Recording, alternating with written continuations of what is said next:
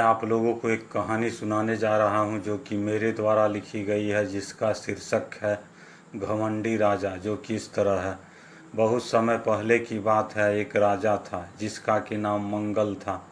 वो बहुत बड़ा घमंडी था। वो अपने को बलशाली साबित करने के लिए रोज़ अपना दरबार बुलाया करता। सारी प्रजा रोज़ उसका गुणगान किया करती। एक बार मंत्री के कहने पर राजा ने दूर दराज इलाकों से भी लोगों को आने का निमंत्रण दिया। सभी रोज आते और राजा का गुणगान कर चले जाते।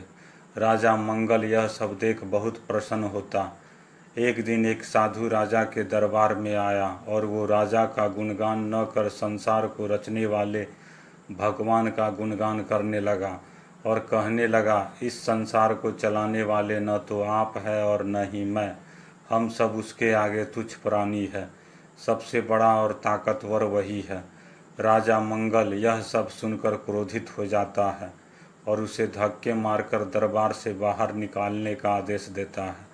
यह सब करके भी राजा का क्रोध शांत नहीं होता। एक दिन राजा उस साधु के कुटिया तक पहुंच जाता है। राजा को देख साधु उसका तिरस्कार न कर उसे आदर पूर्वक बैठाता है। कुछ समय पश्चात साधु राजा को भिक्षा से प्राप्त भोजन करने को देता है। वह थोड़ा मुंह लगाकर न खाने की इच्छा जाहिर करता है। यह सब देख साधु राजा से कहता है, जब न ही खाना था तो इसे झूठन तो नहीं करना चाहिए। इस भोजन से किसी और का तो पेट भर सकता था। फिर साधु कहता है, ये अन्न भोजन देने वाले न तो आप है और न हम। ये सब संसार के रचने वाले की कृपा से प्राप्त होता है। बस हम सबको उसका आदर करना चाहिए। यह सब देख और सुन के राजा और क्रोधित हो जाता है और घर को लौट आता है। अगले दिन राजा मंगल फिर उस साधु के कुटिया तक पहुंच जाता है। उस वक्त साधु एक पेड़ के नीचे ध्यानमग्न होकर तप कर रहा था। यह देख राजा को एक शरारत सूझी।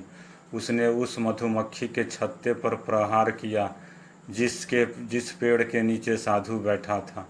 छत्ते पर प्रहार करते ही छत्ता राजा के सिर पर जा गिरा। तब सारे मधुमक्खी उस राजा के पीछे दौड़ पड़ती है। राजा भागता इधर उधर होता रहता। कभी वो दायां होता, कभी वो बायां होता, कभी वो पेड़ के पीछे छुपता कि इतने में साधु की ध्यान मगनता टूट जाती है। तब वह राजा को एक कंबल ला कर देता है। तब वो राजा उस कंबल में अपने शरीर को छुपाकर उन मधुमक्खियों से छुटकारा पाता है।